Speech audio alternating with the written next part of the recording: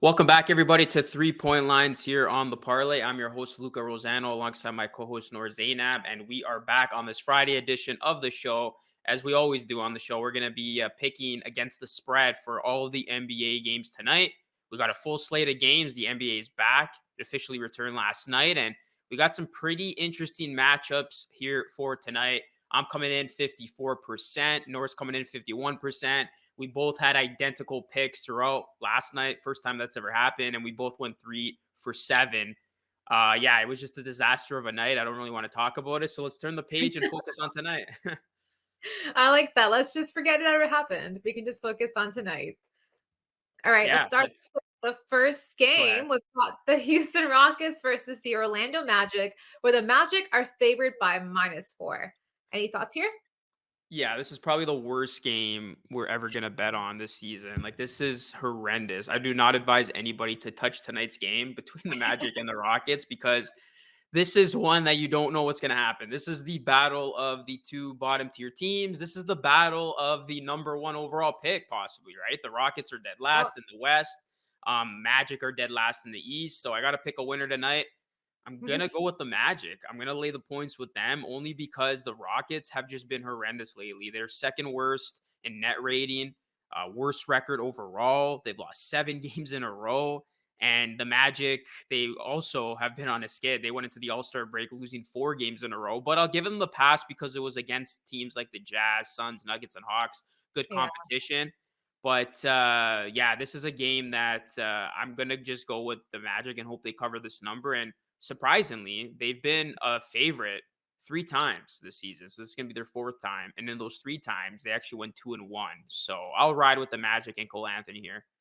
I know. I was actually wondering. I was like, what's the odds on Orlando being favored this entire season? And it's funny you mentioned it's the two basement dwellers of each conference going at each other tonight. So where are they going to view this? Straight to DVD, probably. Um, I shouldn't be saying that though, because I am a small team homer. And actually, we're going to start off our first one with a disagreement, Luca.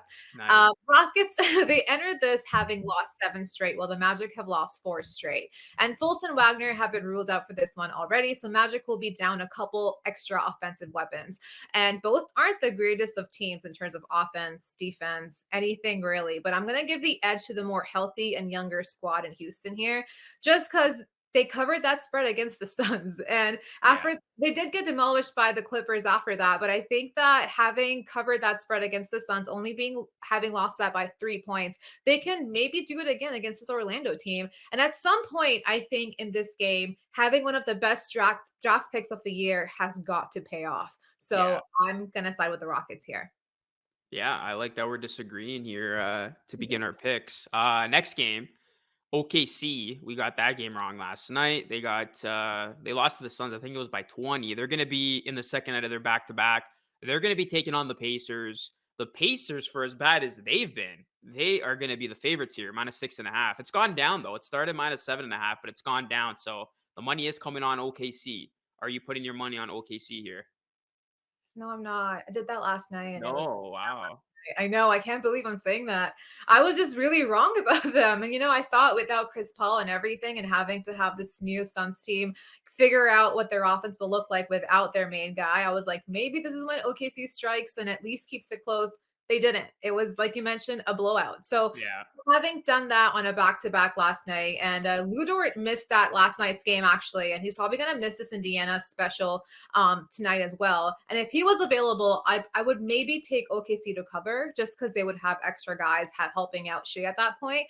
But because he isn't, and you can't put everything on Shea or Giddy's shoulders at this point, and with Buddy Healed and Halliburton lighting it up the way that they have been, I think Pacers can lay the points here. O'Shea Brissett can go and give you 20 points on a good night. He was something that we let go, and I hope every day I hope that we hadn't let him go.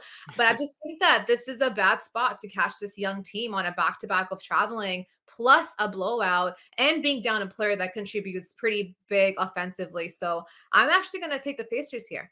How about you? All right, so for the first time, we're gonna disagree with our first two picks. I'm gonna go with OKC. I The know record. they are on the second end of the back to back, and they just got blown out by the Suns, but I'm still gonna ride with the numbers that favor them against the spread. 20-7 against the spread in their last 27 road games. 33, 15, and 4 against the spread in their last 52 games overall. The Pacers are only 1 and 4 against the spread in their last 5 home games and 2 and 6 against the spread in their last 8 games overall. I just can't trust this Pacers team being a favorite at home at all. I mean, the Pacers continue to lose, and they've actually lost their last 5 games by an average of 8.2 points while allowing 52.1% shooting from the field. So I think this could be a track meet. I think OKC will be able to bounce back in the spot. And I'm just going to go with the numbers that has OKC is still one of the best teams in the NBA at covering the spread. I was surprised last night that it got out of hand. But then again, they played a very good Suns team. They're not playing a very good Pacers team here in this spot. So I will go with OKC plus the points. No, I agree with you. The whole time I was just like, do I go against the numbers here? Am I going to be a non-number cruncher tonight? And just they traumatized me last night against the Suns. I saw the point spread, I saw them get demolished, and I was like, there's no way they can do this on a back-to-back. But you mentioned it, they probably could. They could make this a run as well. So you saw Luca's pick. We have the other game tonight. We've got the San Antonio Spurs taking on the Wizards, where the Spurs are favored by -3. Are you shocked? Do you like it? What's your thoughts? Yeah, I like it. I don't have any stats for this one. I'm just gonna go with the Spurs because the Wizards are just having themselves a very abysmal season, and I don't think it's gonna get any better. It's gonna be an uphill battle for them. They're gonna be without Beal. Porzingis is gonna be out of the mix as well, so they're gonna be without a lot of weapons. I know they still got guys like Kuzma who could fill it up, but San Antonio, they still have a puncher's chance of getting into the actual play-in tournament. So they're still in the thick of things. Do I think they're treating this more of like a rebuild year, retool year? Yeah, but I think they can be competitive down the stretch here and play spoiler or even win some of their games again to keep them in the mix when it comes to that playing tournament. So they're on the road. They're only lane 3. I'll take that. Yeah, you mentioned it. If you're waiting for Kristaps to suit up right now, this is not going to be the one. And Spurs are trying again. They're trying to do something again with this team. They've won 4 of their last 6 with Murray, Pirtle, Johnson, and even Vassell all contributing. And without Kristaps and Beal, you kind of mentioned it, Wizards will have to rely on Kuzma and Caldwell Pope, which they have been contributing. They're able to give you those points and win. But I just think that this Spurs team has enough shooters to come out on top and win this. And that, along with being coached by none other than Popovich, it's and having that be a one possession game in terms of the spread, which is -3, you can just take a 3 and win that at that point. So I think I'm kind of feel comfortable laying the points with the Spurs here. Yeah, no, it seems like a good bet on paper. We'll see if it pans out. And in the next game, the Raptors are finally back in action. This is a big game in the East. Play in picture or play in implications on the line, and this is going to be a good matchup. I mean, the Raptors coming into this one -2.5. Remember, they did beat the Hornets. I think it was within the last month. Will Mhm. they do it again here? Let's see. Van Vliet is currently day to day with his knees, and I think that he said that he's not feeling very well as he had hoped he would after the All Star game. So I think the Raptors probably rest him here. And just as I was about to note that we've got a pretty healthy team, and I was making notes for this actual matchup, I got the notification that OG has been ruled out due to Yeah. a fractured finger. So that sucks. You were just about to see a pretty healthy Raptors team, and just like that, now OG is out without a timeline. He really can't catch a break. But luckily, this is a Hornets team that has dropped 9 of 10, while the Raptors had won 9 of their last 11 before the All Star weekend. And I think, regardless, here we'll see PG Pascal take the floor, and Raptors will just show how positionless they really are. The rest should also do good for this team, and I expect Gary Trent to really come out and have a big night just because of that. I think LaMelo should still shine as the main point guard on the floor, but because it's just the one possession spread, again, I trust the more experienced team here, which is the Raptors. How about you? Yeah, I did see that, and it sucks that OG once again is going to be missing some time. I hope it's not too much time. There's no timetable for it, but yeah, that was pretty unexpected, right? It looked like they were finally going to catch a break in terms of their health, and then that happened. I did read this morning Fred Van Vliet is going to be going tonight, so that's going to be big for them. He was dealing with that soreness, but he will suit up for the Raptors. Yeah, I like the Raptors here. No, I do. The Hornets, they've lost 3 games in a row. They're 1-9 in the last 10, like you just said. Raptors are 8-2 in their last 10 games, 9-2 both straight up and against the spread in their last 11. They're 6-1 against the spread in their last 7 road games, and the Hornets are 0-7 just straight up at home. This has not been a good team at all. They have fallen from grace. Michael Jordan's expressions say it all. Hornets team needs a complete turnaround, in my opinion. If they do want to be a viable team in that plan, they will probably still make the plan just because of how bad the other teams are, like the Knicks.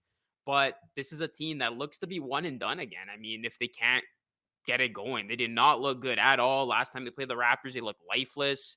And their defense doesn't look good at all. I mean, their offense can look good at times with obviously Rozier and LaMelo, but this is a team that cannot get stopped. So I like the Raptors to pick up from where they last left off and get a big time win here and cover. And then insert the MJ walking off gif right there. Sticking in the same conference tonight, you've got the Miami Heat taking on the New York Knicks, where Miami is favored by -5.5. Do you have any thoughts here?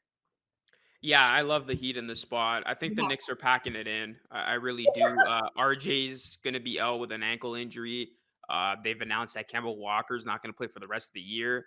And Mhm. Miami, they're red hot. Like you look at them on the road, they've won 5 straight away from their home arena. They're 5-1 against the spread in their last 6 games as a road favorite. And the Knicks are just 1-6 in their last 7 games as an underdog and have only covered the spread once in their last 8 games overall. Give me Miami. This is one of the teams that I'm personally looking forward to watching the second half of the season. I would not be surprised if they make a deep playoff run, but we'll save that conversation for later on. This Heat team, if they can stay healthy, they're going to be a dangerous one. You mentioned it. There's no RJ Barrett, there's no Derrick Rose, and obviously no Kemba Walker against a very, very healthy and very ready Miami Heat team. They're coming into this having won 6 of their last 8 with a really fun double OT against the Hornets, which was kind of crazy and unexpected for me, to be honest. And Knicks, on the other hand, have lost 7 of their last 8, and they're going up against a team that has depth like no other. Randall is quietly dropping. They're almost to 30 points a night here and there. And Grimes is also helping out, but I just don't think that's going to be enough against this team that has so much depth. And they can pretty much give you anything on any end of the floor, whether that be shooting, defense, ball distributing, anything that they want to do. And plus, they're coached by Eric Spoelstra, which is just going to be, you saw it whenever you're faced in a position where you're going to be going down the line with the Miami Heat, they will be very well coached and they will make the adjustments and they will have the best guys come out and take the last final shot. And they've got plenty of those guys for that. They have Butler, you've got Lowry, you've got Robinson, you have Hero, you've got everybody on that roster. So, and on the other side, Knicks are just not a reliable team. I'm surprised actually the spread is as low as it is. I figured it would be a lot larger than that. Yeah. And that's why I think it's that, if anything, jump on the gun now and make some money on the Heat. Yeah, I really like the Heat here. So let's see if they prove us right. All right, next game. It's the game that Sixers fans have circled on their calendars since making the trade. James Harden is finally going to be suiting up for them. They're going to be taking on the T-Wolves team that is coming off a nice win against the Grizzlies. And this is a team that's looking very good right now in the West. Philly, though, favorite by 3. This was actually the longest I spent the entire time looking at everything, just thinking what's going to happen tonight. And just because, yeah, James Harden makes his debut tonight against a really fun and fiery Timberwolves team that have just been actually on a roll recently. And I think that will make it the game of the night tonight because both Yeah. teams are healthy. They're ready for this showdown. And this will be the first time you'll get to see the duo of James Harden and Joel Embiid work together on the floor. While they might need some gelling, I think two superstars kind of know how to pull out a win, right? You saw Harden when he first joined with the Nets, it almost just seemed very seamless and he fit right in. After the trade, Sixers played Boston and they got destroyed. Then they played the Bucks and they beat them as the underdogs. And Timberwolves here are coming into this against having won a very good game against the Grizzlies, where Russell dropped 37 points. All I wanted was consistency from him. And if he's able to do this every single night, the Wolves are going to be a team to be reckoned with. And they are on a back to back here since they did play last night, but they'll be in their own house tonight. So there's not much of a travel or fatigue factor that I'm really worried about. They will have their hands full with Embiid being in the paint, and they'll be the first team that will really get to see what it's like to stop a dominating center with a 3-point assassin just lurking behind the corner everywhere. And I think the lack of film on this duo, actually, Embiid in the paint and Timberwolves having just costly turnovers with the Phillies' 11th most efficient defense in the league, might actually pull a Philly victory out here. And I think just being a confusing team and being a new team almost helps you out in this scenario because no team can really prepare for what they're about to see. They haven't really seen that before. And I just think Wolves just won't know what to do here. So I like Philly for some reason. What about you? Yeah, I like Philly as well. It's funny every time we see Cat and Embiid, I can't help but to think back to when they got into that fight, and Ben Yes. Simmons was on top of Cat, tapping him out. That's like one of the images that comes to mind whenever these two teams play. Yeah, we'll see how that center matchup fares. That's going to be exciting to watch. Hmm. I think this is going to be a tough spot for Minnesota. They're on the second night of a back to back. They are going against the unknown of the Sixers duo. The Sixers, I think they're going to make this work. I really think Embiid and Harden are going to gel together. You already see in practice, they're all smiles. Harden looks thinner. He looks rejuvenated. I think this team will be as advertised. And you look at some numbers here. The T Wolves are just 3-6 against the spread on the second night of a back to back. And they are a bottom 10 defensive team in terms of their rating over their last 15 games. Philadelphia, they are 18-11 against the spread on the road, and I believe they'll make it 19-11 tonight. So I will pay the price of 3. I think Sixers fans everywhere are excited for this one, and I think the debut will be a good one for James Harden. And yeah, I could see himself and Embiid have a big night en route to the win. Now, if you're switching channels today, you might find yourself watching the Dallas Mavericks taking on the Utah Jazz, where the Jazz are favored by -5.5 at home. Luca?